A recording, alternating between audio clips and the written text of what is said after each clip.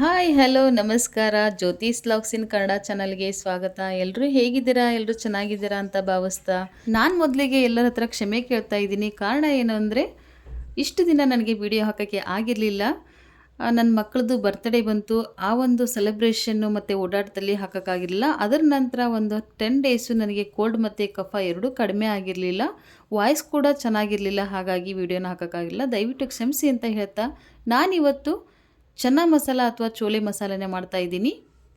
ಇವಾಗ ಇದನ್ನು ಹೇಗೆ ಮಾಡೋದು ಅಂತ ನೋಡ್ಕೊಂಬರೋಣ. ನಾನಿಲ್ಲಿ ಒಂದು 200 ಗ್ರಾಮ್ನಷ್ಟು ಚನ್ನ ಅಥವಾ ಕಾಬೂಲ್ ಕಡಲೆನ ತೊಗೊಂಡಿದ್ದೀನಿ. ಹಾಗೆ ಇದನ್ನು ಒಂದು 8 ತಾಸು ನೆನೆಸಿಟ್ಟಿದ್ದೀನಿ, ಅಂದರೆ ರಾತ್ರಿ ನೆನೆ ಹಾಕಿದ್ದೆ. ಹಾಗೆ ಒಂದು 2 ಆಲೂಗಡ್ಡೆನ ಈ ರೀತಿ ಕಟ್ ಮಾಡಿ ನೀರಲ್ಲಿ ಹಾಕಿದ್ದೀನಿ. ಹಾಗೆ ಒಂದು 2 ಈರುಳ್ಳಿನ ಈ ರೀತಿ ಸ್ಲೈಸ್ ಆಗಿ ಕಟ್ ಮಾಡಿ ತೊಗೊಂಡಿದ್ದೀನಿ. ಹಾಗೆ ಒಂದು 2 ಟೊಮೊಟೊನ ಈ ರೀತಿ ಕಟ್ ಮಾಡಿ ತೊಗೊಂಡಿದ್ದೀನಿ. ಒಂದು ಅರ್ಧ ಇಂಚಿನಷ್ಟು ಶುಂಠಿ, 2 ಗೆಡ್ಡೆ ಬೆಳ್ಳುಳ್ಳಿ ಮತ್ತು ಚನ್ನ ಮಸಾಲ, ಆಮ್ಚೂರ್ ಪೌಡರು, ಹಾಗೆ ಖಾರಕ್ಕೆ ಖಾರದ ಪುಡಿ, ಕೊತ್ತಂಬರಿ ಸೊಪ್ಪು, ಜೀರಿಗೆ, 2 ಹಸಿಮೆಣಸಿನ್ಕಾಯಿ ತೊಗೊಂಡಿದ್ದೀನಿ, 1 ಏಲಕ್ಕಿ, 5 ಲವಂಗ, ಒಂದು 10 ಕಾಳು ಮೆಣಸು ತೊಗೊಂಡಿದ್ದೀನಿ. ಹಾಗೆ ಒಂದು 2 ಪೀಸು ಚಕ್ಕೆ ತೊಗೊಂಡಿದ್ದೀನಿ, ಕಸೂರಿ ಮೇಥಿ, ಅರಿಶಿಣ, ರುಚಿಗೆ ತಕ್ಕಷ್ಟು ಉಪ್ಪು. ಹೇಗೆ ಮಾಡೋದು ಅಂತ ನೋಡ್ಕೊಂಬರೋಣ. ನಾನಿಲ್ಲಿ ಒಂದು ಕುಕ್ಕರಿಗೆ ಸ್ವಲ್ಪ ಎಣ್ಣೆ ಹಾಕಿ, ಎಣ್ಣೆ ಕಾದ ನಂತರ ಅರಿಶಿಣ, ಸ್ವಲ್ಪ ಖಾರದ ಪುಡಿ ಸೇರಿಸಿ ನೆನೆಸಿರೋ ಕಾಬೂಲ್ ಕಡಲೆನ ಹಾಕ್ತಾಯಿದ್ದೀನಿ. ಇವಾಗ ಕಾಬೂಲ್ ಕಡಲೆ ಹಾಕಿ ಎಲ್ಲನೂ ಒಂದ್ಸರಿ ಚೆನ್ನಾಗಿ ಮಿಕ್ಸ್ ಮಾಡಿ, ಈ ರೀತಿ ಎಣ್ಣೆಯಲ್ಲಿ ಸ್ವಲ್ಪ ಅರಿಶಿನ ಪುಡಿ, ಖಾರದ ಪುಡಿ ಮತ್ತು ಕಾಬೂಲ್ ಕಡಲೆನ ಹಾಕಿ ಒಂದ್ಸರಿ ಚೆನ್ನಾಗಿ ಹುರಿಯೋದ್ರಿಂದ ಕಾಬೂಲ್ ಕಡಲೆ ಬೇಗ ಬೇಯುತ್ತೆ ಕೂಡ. ಹಾಗೆ ಕಾಬೂಲ್ ಕಡಲೆದು ಕಲರ್ ಮತ್ತು ಟೇಸ್ಟ್ ಎರಡೂ ಚೆನ್ನಾಗಿ ಬರುತ್ತೆ.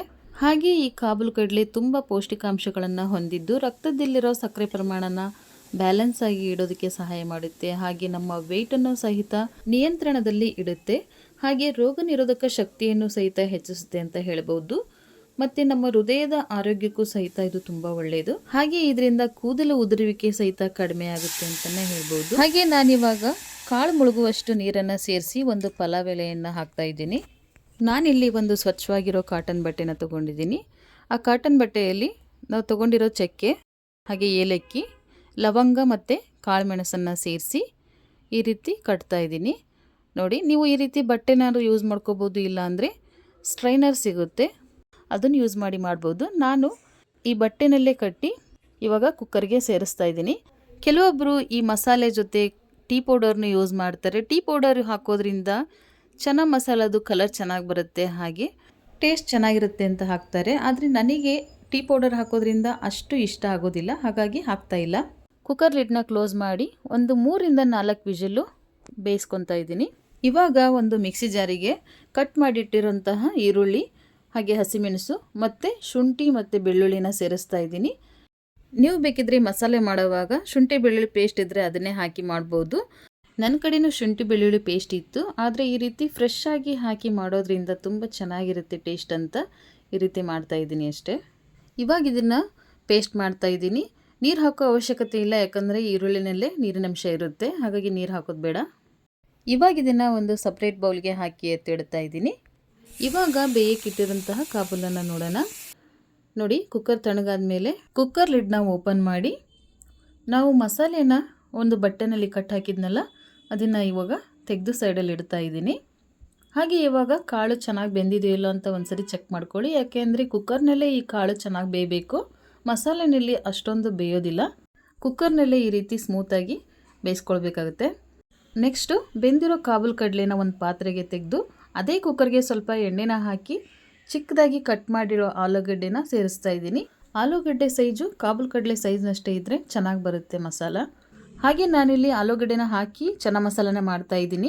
ಆಲೂಗಡ್ಡೆ ಬೇಡ ಅನ್ನೋರು ಇದನ್ನು ಸ್ಕಿಪ್ ಮಾಡಿ ಬರೀ ಕಾಬೂಲ್ ಕಡಲೆನ ಯೂಸ್ ಮಾಡಿ ಚನ್ನ ಮಸಾಲನ ಮಾಡ್ಕೋಬೋದು, ಚೆನ್ನಾಗಿರುತ್ತೆ. ನನ್ನ ಮಕ್ಕಳಿಗೆ ಆಲೂಗಡ್ಡೆ ಹಾಕಿ ಮಾಡೋದ್ರಿಂದ ಇಷ್ಟ ಆಗುತ್ತೆ, ಹಾಗಾಗಿ ನಾನು ಆಲೂಗಡ್ಡೆನ ಯೂಸ್ ಮಾಡ್ತಾ ಇದ್ದೀನಿ.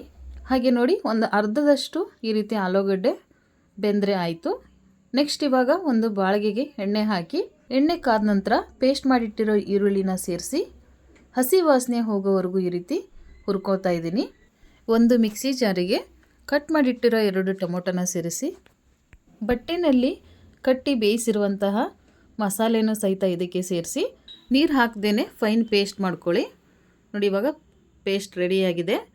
ಇವಾಗ ಇದನ್ನು ಈರುಳ್ಳಿ ಪೇಸ್ಟ್ ಜೊತೆ ಸೇರಿಸಿ ಸ್ವಲ್ಪ ಇದು ಸಹಿತ ಹಸಿ ವಾಸನೆ ಹೋಗೋವರೆಗೂ ಚೆನ್ನಾಗಿ ಈ ರೀತಿ ಹುರ್ಕೋಬೇಕು. ಹಸಿ ವಾಸನೆ ಹೋಗೋವರೆಗೂ ಈ ರೀತಿ ಹುರ್ಕೊಂಡು ಅದೇ ಮಿಕ್ಸಿ ಜಾರ್ಗೆ ಸ್ವಲ್ಪ ನೀರನ್ನು ಸೇರಿಸಿ ಕುದಿಸ್ತಾ ಇದ್ದೀನಿ. ನೋಡಿ ಇವಾಗ ಕುದೀತಾ ಇದೆ. ಈ ಹಂತದಲ್ಲಿ ಆಮ್ಚೂರು ಪೌಡರನ್ನು ಸೇರಿಸ್ತಾ ಇದ್ದೀನಿ. ಆಮ್ಚೂರು ಪೌಡರ್ ಇದ್ದರೆ ಹಾಕಿ, ಇಲ್ಲ ಅಂದರೆ ಸ್ಕಿಪ್ ಮಾಡ್ಬೋದು. ಆಮ್ಚೂರು ಪೌಡರ್ ಅಂದರೆ ಕೆಲವೊಬ್ಬರಿಗೆ ಗೊತ್ತಿರುತ್ತೆ, ಕೆಲವೊಬ್ಬರಿಗೆ ಗೊತ್ತಿರಲ್ಲ. ಗೊತ್ತು ಇಲ್ಲದೇ ಇರೋರಿಗೆ ಹೇಳ್ತಾ ಇದ್ದೀನಿ. ಆಮ್ಚೂರು ಪೌಡರ್ ಅಂದರೆ ಬೇರೇನೂ ಅಲ್ಲ, ಮಾವಿನಕಾಯಿಯನ್ನು ಚಿಕ್ಕದಾಗಿ ಕಟ್ ಮಾಡಿ ಒಣಗಿಸಿ ಅದನ್ನು ಪುಡಿ ಮಾಡಿ ಇಟ್ಟಿರ್ತಾರೆ, ಅದನ್ನೇ ಆಮ್ಚೂರು ಪೌಡರ್ ಅಂತ ಹೇಳೋದು. ನಾನು ಸಹಿತ ಮಾವಿನಕಾಯಿ ಸೀಸನ್ನಲ್ಲಿ ಈ ರೀತಿ ಮಾಡಿ ಸ್ಟೋರ್ ಮಾಡಿ ಇಟ್ಕೊಂಡಿರ್ತೀನಿ. ಇವಾಗ ಇದಕ್ಕೆ ಚೆನ್ನ ಮಸಾಲ ಪೌಡರು, ಖಾರದ ಪುಡಿ, ಹಾಗೆ ಸ್ವಲ್ಪ ಅರಿಶಿನ ಪುಡಿ ಮತ್ತು ಉಪ್ಪನ್ನು ಸೇರಿಸಿ ಹುರಿತಾ ಇದ್ದೀನಿ. ಖಾರ ಮತ್ತು ಉಪ್ಪನ್ನು ನಿಮಗೆ ರುಚಿಗೆ ಎಷ್ಟು ಬೇಕೋ ಅಷ್ಟನ್ನು ನೋಡಿ ಹಾಕ್ಕೊಳ್ಳಿ. ನೋಡಿ ಈ ರೀತಿ ಚೆನ್ನಾಗಿ ಒಂದ್ಸರಿ ಹಸಿ ವಾಸನೆ, ಖಾರದ ಪುಡಿದಾಯಿತು, ಮಸಾಲೆದಾಯಿತು, ಎಲ್ಲನೂ ಹಸಿ ವಾಸನೆ ಹೋಗೋವರೆಗೂ ಈ ರೀತಿ ಚೆನ್ನಾಗಿ ಹುರ್ಕೊಡಿ. ನೋಡಿ ಮಸಾಲೆದು ಕಲರ್ ಕೂಡ ಚೇಂಜ್ ಆಯಿತು. ಹಾಗೆ ಈ ರೀತಿ ಹುರಿಯುವಾಗ ಗ್ಯಾಸ್ನ ಸ್ವಲ್ಪ ಮೀಡಿಯಮ್ ಫ್ಲೇಮಲ್ಲಿ ಇಟ್ಟು ಹುರಿರಿ, ಯಾಕಂದರೆ ಮಸಾಲೆ ಎಲ್ಲ ಚಿಕ್ಕದಾಗಿ ರುಬ್ಬಿರೋದ್ರಿಂದ ಸೀದೋ ಚಾನ್ಸಸ್ ಇರುತ್ತೆ. ನೋಡಿ ಇವಾಗ ಮಸಾಲೆ ಎಲ್ಲ ಚೆನ್ನಾಗಿ ಕುದೀತಾ ಇದೆ. ಈ ಹಂತದಲ್ಲಿ ಕಸೂರಿ ಮೇಥಿನ ಈ ರೀತಿ ಕೈಯಲ್ಲೇ ಕ್ರಷ್ ಮಾಡಿ ಸೇರಿಸ್ತಾ ಇದ್ದೀನಿ. ನೋಡಿ ಕಸೂರಿ ಮೇಥಿ ಹಾಕೋದ್ರಿಂದ ನಾವು ಮಾಡೋ ಕರೀಸ್ ಅಥವಾ ಮಸಾಲೆಗಳದ್ದು ಟೇಸ್ಟ್ ಮತ್ತು ಪರಿಮಳ ಎರಡೂ ಚೆನ್ನಾಗಿರುತ್ತೆ. ಹಾಗಾಗಿ ಕಸೂರಿ ಮೇಥಿನ ನಾನು ಯೂಸ್ ಮಾಡ್ತಾನೆ ಇರ್ತೀನಿ. ನೋಡಿ ಇವಾಗ ಈ ಗ್ರೇವಿ ಎಲ್ಲ ಗಟ್ಟಿ ಆಗ್ತಾ ಬರ್ತಾ ಇದೆ. ನೋಡಿ ಚೆನ್ನಾಗಿ ಕಲರ್ ಕೂಡ ಬಿಟ್ಟಿದೆ. ಈ ಹಂತದಲ್ಲಿ ನಾವು ಬೇಯಿಸಿಟ್ಟಿರುವಂತಹ ಕಾಬೂಲ್ ಕಡಲೆನ ನೀರು ಸಮೇತನೇ ಸೇರಿಸ್ತಾ ಇದ್ದೀನಿ, ನೀರನ್ನು ತೆಗೆದಿಲ್ಲ.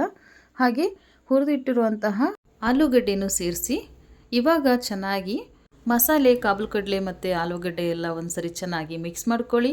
ಕೊನೆಗೆ ಉಪ್ಪು ಮತ್ತು ಖಾರ ಸರಿಯಾಗಿದೆಯಾ ಅಂತ ಒಂದ್ಸರಿ ಚೆಕ್ ಮಾಡಿಕೊಂಡು, ಕೊನೆಯದಾಗಿ ನೋಡಿ ಮಸಾಲೆ ಕುದೀತಾ ಇದೆ. ಈ ಹಂತದಲ್ಲಿ ಕಟ್ ಮಾಡಿಟ್ಟಿರುವಂತಹ ಕೊತ್ತಂಬರಿನ ಸೇರಿಸಿ ಒಂದು ಲಿಡ್ನ ಕ್ಲೋಸ್ ಮಾಡಿ 5 ನಿಮಿಷ ಇದನ್ನು ಬೇಯಿಸ್ಕೊಂಡ್ರೆ ನಮ್ಮ ಚೆನ್ನ ಮಸಾಲ ರೆಡಿ ಆಗುತ್ತೆ. ನೋಡಿ ಒಂದು 5 ನಿಮಿಷ ಬೆಂದಿದ್ದಾಗಿದೆ. ನೋಡಿ ಯಾವ ರೀತಿ ಸೈಡಲ್ಲೆಲ್ಲ ಎಣ್ಣೆ ಬಿಟ್ಕೊಂಡಿದೆ. ಒಂದ್ಸರಿ ಇದನ್ನು ಚೆನ್ನಾಗಿ ಮಿಕ್ಸ್ ಮಾಡ್ಕೊಳ್ಳಿ. ಚೆನ್ನ ಮಸಾಲ ತುಂಬಾ ಪರ್ಫೆಕ್ಟಾಗಿ ಬಂದಿದೆ ಅಂತಲೇ ಹೇಳ್ಬೋದು. ಪರಿಮಳ ಕೂಡ ತುಂಬ ಚೆನ್ನಾಗಿ ಬರ್ತಾ ಇದೆ. ಇವಾಗ ಇದನ್ನು ಒಂದು ಸರ್ವಿಂಗ್ ಬೌಲ್ಗೆ ತೆಗಿತಾ ಇದ್ದೀನಿ. ನೀವು ಇದನ್ನು ಪೂರಿ, ಚಪಾತಿ, ಕುಲ್ಚಾ, ಪರೋಟ ಯಾವುದ್ರ ಜೊತೆನಾದ್ರು ಸರ್ವ್ ಮಾಡಿ ತುಂಬಾ ಚೆನ್ನಾಗಿರುತ್ತೆ ಈ ಗ್ರೇವಿ. ನಾನಿವತ್ತು ಚಪಾತಿ ಜೊತೆ ಇದನ್ನು ಸರ್ವ್ ಮಾಡಿದ್ದೆ. ತುಂಬ ಅಂದರೆ ತುಂಬಾ ಟೇಸ್ಟಿಯಾಗಿತ್ತು. ನಮ್ಮನೇಲಂತೂ ಈ ಗ್ರೇವಿ ಎಲ್ಲರಿಗೂ ಇಷ್ಟ ಆಯಿತು ಅಂತಲೇ ಹೇಳ್ಬೋದು. ಒಂದೇ ಹೊತ್ತಿಗೆ ಪಾತ್ರೆ ಎಲ್ಲ ಖಾಲಿ ಆಗಿಬಿಡುತ್ತೆ, ಅಷ್ಟು ಚೆನ್ನಾಗಿರುತ್ತೆ ಗ್ರೇವಿ. ನೀವು ಮಾಡಿದ ಮೇಲೆ ನಿಮ್ಮ ಅನಿಸಿಕೆ ಮತ್ತು ಅಭಿಪ್ರಾಯಗಳನ್ನ ಕಮೆಂಟ್ ಮೂಲಕ ತಿಳಿಸಿ. ಈ ರೆಸಿಪಿ ನಿಮಗೆಲ್ಲ ಇಷ್ಟ ಆಗಿದ್ದರೆ ಜ್ಯೋತಿಸ್ ವ್ಲಾಗ್ಸ್ ಇನ್ ಕನ್ನಡ ಚಾನಲ್ಗೆ ಲೈಕ್ ಮಾಡಿ. ಹಾಗೆ ನಿಮ್ಮ ಫ್ಯಾಮಿಲಿ ಮತ್ತು ಫ್ರೆಂಡ್ಸ್, ರಿಲೇಟಿವ್ಸ್ಗೆ ನನ್ನ ಚಾನಲನ್ನು ಶೇರ್ ಮಾಡಿ ಅಂತ ಹೇಳ್ತಾ, ಜ್ಯೋತಿಸ್ ವ್ಲಾಗ್ಸ್ ಇನ್ ಕನ್ನಡ ಚಾನಲ್ನ ಎಲ್ಲ ರೆಸಿಪಿಗಳನ್ನ ನೀವು ನೋಡಬೇಕು ಅಂತ ಅಂದರೆ ಜ್ಯೋತಿಸ್ ವ್ಲಾಗ್ಸ್ ಇನ್ ಕನ್ನಡ ಚಾನಲ್ನ ಸಬ್ಸ್ಕ್ರೈಬ್ ಮಾಡ್ಕೊಳ್ಳಿ. ಹಾಗೆ ಪಕ್ಕದಲ್ಲಿರೋ ಬೆಲ್ ಬಟನ್ ಇದೆ, ಅದನ್ನು ಸಹಿತ ಪ್ರೆಸ್ ಮಾಡಿ ಅಂತ ಹೇಳ್ತಾ ಮುಂದೆ ಮತ್ತೊಂದು ರೆಸಿಪಿ ಜೊತೆಗೆ ಸಿಗ್ತೀನಿ. ಅಲ್ಲಿವರೆಗೂ ಎಲ್ಲರಿಗೂ ಸರ್ವೇ ಜನ ಸುಖಿನೋ ಭವಂತು, ಅನ್ನದಾತು ಸುಖೀ ಭವ. Thank you.